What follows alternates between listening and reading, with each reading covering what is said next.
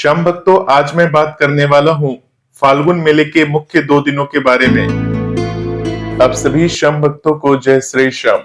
श्याम भक्तों, कैसे हैं आप सभी? उम्मीद करते हैं अच्छे ही होंगे।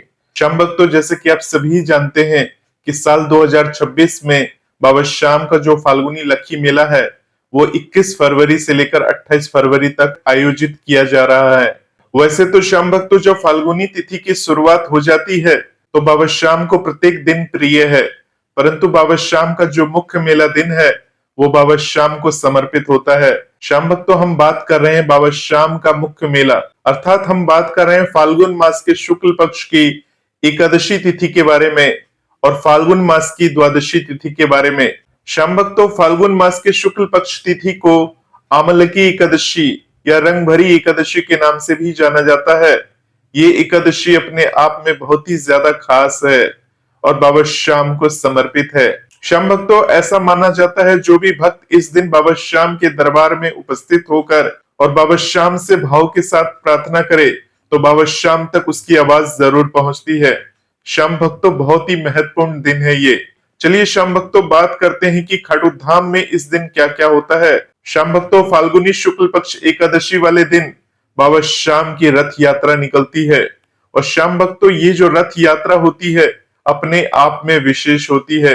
बाबा श्याम मेले के प्रत्येक दिन में भव्य रूप में दर्शन देते हैं। बाबा श्याम के दरबार को दुल्हन की तरह सजाया जाता है।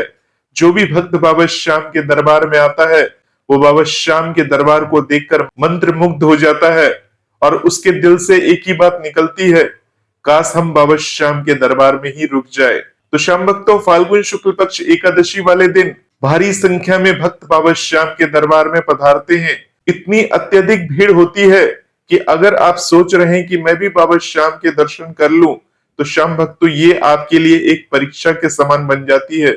इसलिए बाबा श्याम कहते हैं कि मैं इस दिन खुद अपने गर्भगृह से बाहर निकलकर भक्तों को दर्शन देता हूं ताकि मेरे किसी भी बच्चे को किसी भी मुश्किलों का सामना ना करना पड़े। और श्याम भक्तों, बाबा श्याम दूल्हे की तरह सजते हैं, संवरते हैं और उसके बाद बाबा श्याम अपने रथ में सवार होकर अपने भक्तों को दर्शन देने के लिए अपने गर्भगृह से बाहर की तरफ आ जाते हैं। श्याम भक्तों, प्रत्येक भक्त बाबा श्याम का दीदार कर लेना चाहता है। जो भी भक्त है बाबा श्याम को छू लेना चाहता है, बाबा श्याम के रथ को छू लेना चाहता है, परंतु श्याम भक्तों, हर भक्त के नसीब में ये बात कहाँ कि वो बाबा श्याम के रथ तक पहुंच भी सके, क्योंकि श्याम भक्तों, भारी संख्या में भक्तजन पहले से ही मौजूद रहते हैं और वो खुशनसीब भक्त होते हैं जो किसी न किसी तरह से बाबा श्याम के दर्शन के लिए पहले से ही वहां पर उपस्थित होकर बाबा श्याम का दीदार कर लेना चाहते हैं। तो श्याम भक्तों, इस प्रकार से बाबा श्याम रथ में सवार होते हैं। अब श्याम भक्तों, आपका प्रश्न होगा, तो बाबा श्याम इस प्रकार से कैसे सवार होते हैं? तो श्याम भक्तों, जब बाबा श्याम रथ की सवारी करते हैं तो बाबा श्याम का एक प्रति स्वरूप रथ में सवार किया जाता है और उस रथ में सवार होकर बाबा श्याम पूरे नगर भ्रमण करते हैं। अर्थात बाबा श्याम के मंदिर में पहले बाबा श्याम की उस रथ यात्रा शुरू होने से पहले बाबा श्याम की आरती होती है, बाबा श्याम का नजर उतारा जाता है। उसके बाद बाबा श्याम उस रथ यात्रा को शुरू करते हैं। श्याम भक्तों, बाबा श्याम का जो ये रथ होता है ये भक्तों के द्वारा खींचा जाता है, अर्थात भक्त अपने हाथ में बाबा श्याम की रथ यात्रा की डोरी ले लेते हैं और उस डोरी को खींचते हुए बाबा श्याम नगर भ्रमण करते हुए करीब करीब 2.5 से 3 किलोमीटर की यात्रा करने के पश्चात वापस से मंदिर प्रांगण में आ जाते हैं और उसके बाद भक्तों के द्वारा जय जयकार लगते हुए चले जाते हैं। श्याम भक्तों, बाबा श्याम जिन जिन गलियों से होते हुए निकलते हैं उस समय भक्त अपने घरों के छत पर खड़े होकर या जो भक्त बाहर से बाबा श्याम के दर्शन के लिए आए हैं वो बाबा श्याम के उस प्रति स्वरूप को निहार कर अपना जीवन धन्य कर लेते हैं। श्याम भक्तों, बहुत ही नसीब वाले वो भक्त होते हैं जिन्हें खाटू धाम में उस समय ठहरने की जगह मिल जाती है, बाबा श्याम को निहारने का मौका मिल जाता है। तो श्याम भक्तों, ये मेले का मुख्य दिन है जिसे फाल्गुनी शुक्ल पक्ष की एकादशी कहा जाता है। श्याम भक्तों, बाबा श्याम का जो ये रथ यात्रा होता है ये एकादशी वाले दिन सुबह 10 से 11 बजे के बीच में निकाला जाता है। बाबा श्याम का श्रृंगार दुल्हे की तरह किया जाता है। बाबा श्याम अपने वाणों के साथ इस रथ में विराजते हैं। साल में सिर्फ यही दिन है जिस दिन बाबा श्याम अपनी गर्भगृह को छोड़कर बाहर रथ यात्रा के जरिए भक्तों को दर्शन देते हैं। श्याम भक्तों, अगर आप भी फाल्गुन शुक्ल पक्ष की एकादशी के दिन बाबा के दरबार जाना चाह रहे हैं या जाने का मन बना लिया है तो सबसे पहले आप ये समझ लीजिए वो दिन आपकी परीक्षा की घड़ी का दिन होगा। अर्थात बाबा श्याम के दर्शन करना इतना सुलभ नहीं होगा जैसे कि आप अभी तक करते हुए आए हैं, क्योंकि शाम भक्तों भारी भीड़ आपका इंतजार करेगी। एकादशी और द्वादशी वाले दिन भक्त पहले से ही खटोधाम आ जाते हैं और बाबा श्याम की उस रथ यात्रा की दर्शन कर लेना चाहते हैं, बाबा श्याम को छू लेना चाहते हैं, उनके रथ को छू लेना चाहते हैं। श्याम भक्तों जब बाबा श्याम की ये रथ यात्रा निकलती है तो उस समय बाबा श्याम का खजाना लुटाया जाता है। श्याम भक्तों ये विशेष प्रकार का एक खजाना होता है। जिस रास्ते से होते हुए ये यात्रा निकलती है उस रास्ते में जो भक्तजन खड़े रहते हैं दूर दूर, तो रथ में जो सवार भक्तजन होते हैं, अर्थात जिस रथ में बाबा श्याम विराजमान होते हैं उसमें मंदिर के ही सेवादार और उनके परिवार के लोग भी सवार रहते हैं। वो अपने हाथों से खजाना लुटाते हैं और जिस भक्त के हाथ में वो खजाना आ जाता है वो बहुत ही अपने आप को नसीब वाला समझता है। तो श्याम भक्तों अपने आप खजाना ले लेना या जब उन सेवादारों द्वारा उस खजाने को लुटाना, ये अपने आप में बहुत बड़ी बात है जब हम उसे प्राप्त कर लेते हैं। अब श्याम भक्तों आपका सवाल होगा कि इस खजाने में क्या लुटाया जाता है, क्या सोना चांदी रुपए पैसे लुटाए जाते हैं? तो श्याम भक्तों ऐसा नहीं है।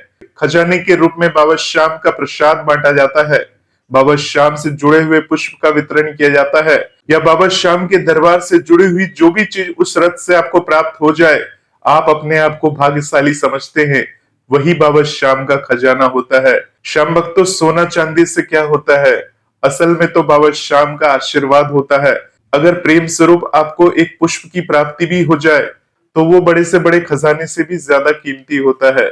इसके साथ ही श्याम भक्तों ऐसा माना जाता है जो भी इस रथ यात्रा में बाबा श्याम को सवार देखता है, बाबा श्याम के दर्शन कर लेता है, बाबा श्याम से उसको वहीं खड़े होकर एक प्रार्थना अवश्य करनी चाहिए। हाथ जोड़कर बाबा श्याम से विनती करनी चाहिए, बाबा श्याम से कह देना चाहिए कि हे बाबा श्याम, आपका बेटा आप तक नहीं पहुंच पा रहा है। मैं बड़ी उम्मीद के साथ आपकी इस रथ यात्रा को देखने के लिए हाजिर हुआ था, परंतु श्याम बाबा मैं आपके रथ तक नहीं पहुंच पा रहा हूँ। परंतु आप तो मेरी अवस्था देख ही रहे हो, कितनी परीक्षा लोगे बाबा श्याम। अब बस मुझे कोई ऐसा संकेत देना जिससे मैं ये समझ जाऊं कि आप मेरे साथ हमेशा हैं, आप मेरे साथ मेरे घर में विराजमान हैं। इस प्रकार से श्याम भक्तों बाबा श्याम से वहां खड़े होकर प्रार्थना कर देनी है। हालांकि श्याम भक्तों इतनी भीड़ भाड़ होती है कि आपको इतना सब कुछ सोचने का मौका ही नहीं मिलेगा, क्योंकि उस भीड़ में अगर आप एक बार फंस गए तो आपको अपने आप को निकालने के दौरान अपने मस्तिष्क पर भी कंट्रोल करना होगा, क्योंकि श्याम भक्तों उस समय आपको बहुत ज्यादा गुस्सा आएगा। इतनी भीड़ होगी, कोई इधर से धकेल रहा होगा, कोई उधर से धकेल रहा होगा, तो ऐसी ऐसी कठिनाई वाली घड़ी आपके समक्ष आएगी, परीक्षा की घड़ी आएगी, जिस समय उस बाधा को पार करते हुए बाबा श्याम से आपको इस प्रकार की प्रार्थना कर लेनी है।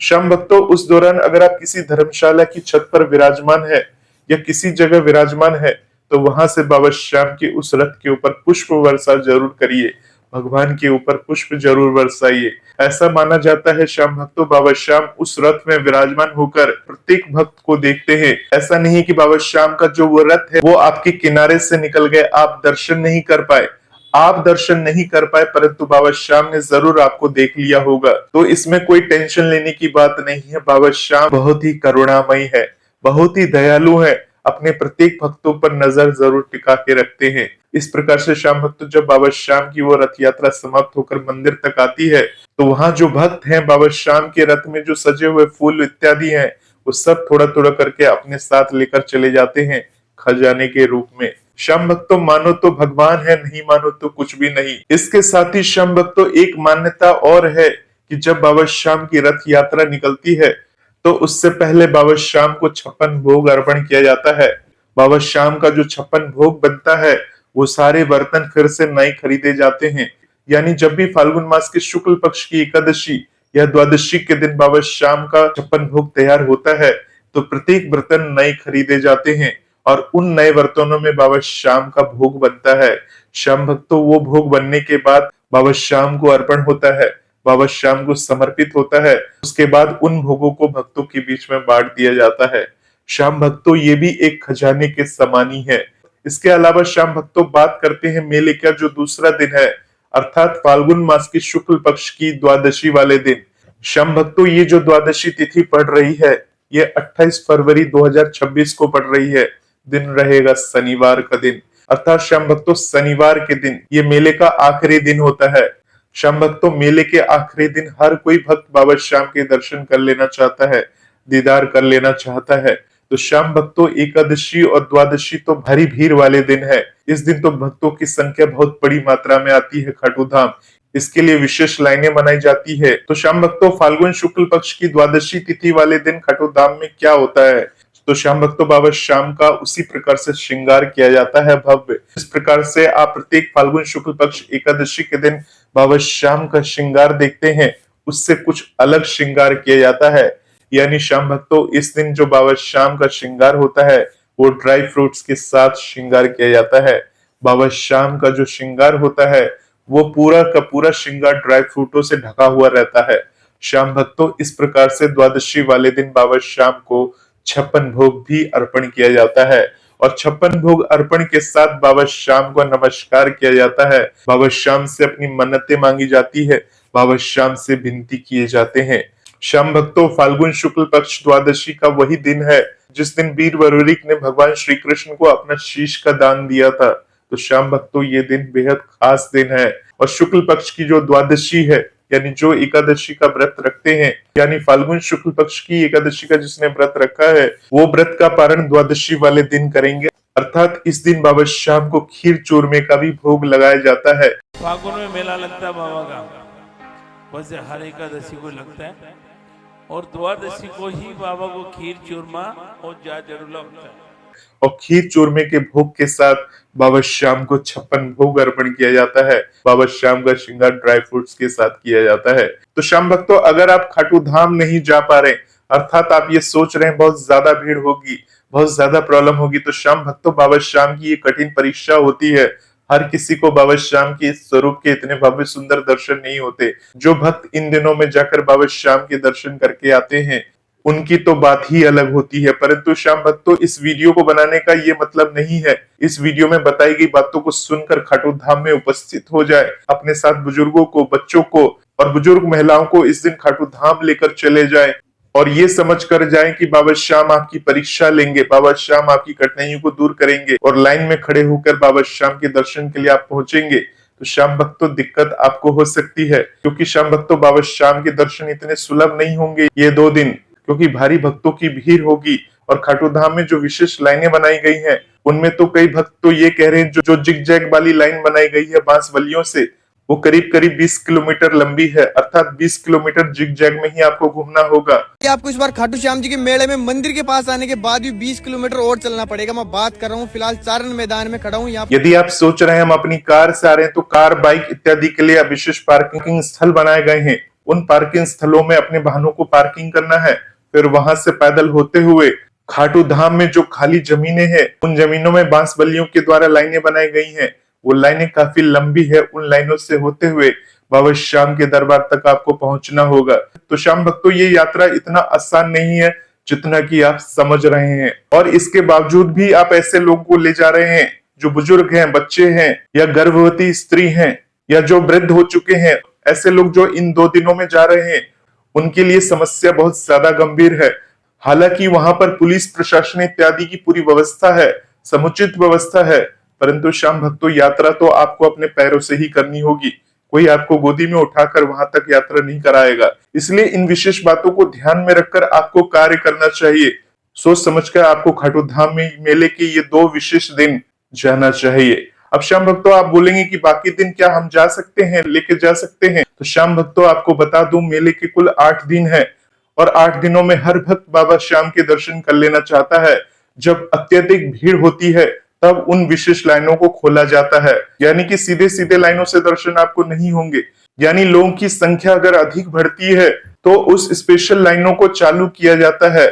अर्थात ये कोई फिक्स नहीं है कि किस दिन ज्यादा भीड़ होगी, किस दिन भीड़ कम होगी, परंतु श्याम भक्तों बाबा श्याम का मेला है तो मेले में भीड़ तो होगी ही होगी और जिस दिन ज्यादा भीड़ होगी उस दिन उन लाइनों को चालू कर दिया जाएगा। अर्थात आप रिंगस से खाटू तक आएंगे तो 17 किलोमीटर पैदल चल के आपको आना होगा, उसके बाद फिर 20 किलोमीटर और घूमना होगा, यानी 20 और 17 37 किलोमीटर आपको एक्स्ट्रा चलकर तब बाबा श्याम के दीदार होंगे। अब श्याम भक्तों ऐसे में कोई बुजुर्ग होगा या बच्चा होगा या गर्भवती स्त्री होगी तो उसके साथ थोड़ी समस्या हो सकती है, क्योंकि श्याम भक्तों इतनी दूरी की यात्रा करने में काफी समय लग सकता है, यानी अत्यधिक भीड़ होने के कारण 9 से 10 घंटे का भी समय लग सकता है। श्याम भक्तों सब निर्भर करता है कि कितनी भीड़ खाटू धाम में आ रही है। तो श्याम भक्तों ये जो 2 दिन है बेहद खास है, और अगर आप आसपास के श्याम बाबा के मंदिर में भी जाएंगे तो वहां पर भी आपको ऐसी ही स्थिति देखने को मिलेगी। तो श्याम भक्तों ऐसी स्थिति में क्या करें? तो ऐसी स्थिति में बाबा श्याम के नजदीकी दरबार में जाना ही आपके लिए उचित रहेगा, और कोशिश करिए फाल्गुन मास की किसी भी तिथि में अगर बाबा के दर्शन कर लेते हैं तो वो आपके और आपके परिवार के लिए मिले से कम नहीं है। बाबा श्याम की कृपा वैसे ही बनेगी जैसे कि फाल्गुन शुक्ल पक्ष की एकादशी के दिन और द्वादशी वाले दिन होती है। श्याम भक्तों बाबा श्याम कोई इंसान नहीं है, ये भगवान है। इनके अंदर लोगों की तरह छल कपट नहीं है कि ज्यादा भीड़ जुटानी है तभी अपनी कृपा दिखाएंगे, अपनी दया दिखाएंगे। ये काम तो पॉलिटिशियन लोगों का है जो कि ज्यादा से ज्यादा भीड़ जुटाना चाहते हैं। ये काम तो उन सिंगरों का है जो ज्यादा से ज्यादा भीड़ जुटाना चाहते हैं। अगर ज्यादा भीड़ नहीं आएगी तो सिंगरों को गाने में मजा नहीं आएगा, और ज्यादा भीड़ नहीं जुटेगी तो नेताओं को भाषण देने में मजा नहीं आएगा। तो श्याम भक्तों ये बाबा श्याम है। अगर एक सिंगल इंसान भी बाबा श्याम की उस दहलीज पर खड़ा है तो बाबा श्याम की निगाह उस पर है, बाबा श्याम की कृपा उस पर है। इस बात को अपने मन में फिट कर लीजिए और बाबा श्याम को प्रणाम करके इस चैनल को सब्सक्राइब करके इस वीडियो को ज्यादा से ज्यादा लोगों तक शेयर करिए। और अगर आप खाटू धाम नहीं जा पा रहे तो निराश होने की कोई जरूरत नहीं। अपने घर में ही रहकर बाबा श्याम को प्रणाम करके बाबा श्याम के जयकारे लगाते हुए, बाबा श्याम का गुणगान गाते हुए इस फाल्गुन महोत्सव का स्वागत कीजिए। जय श्री श्याम, जय श्री राधे।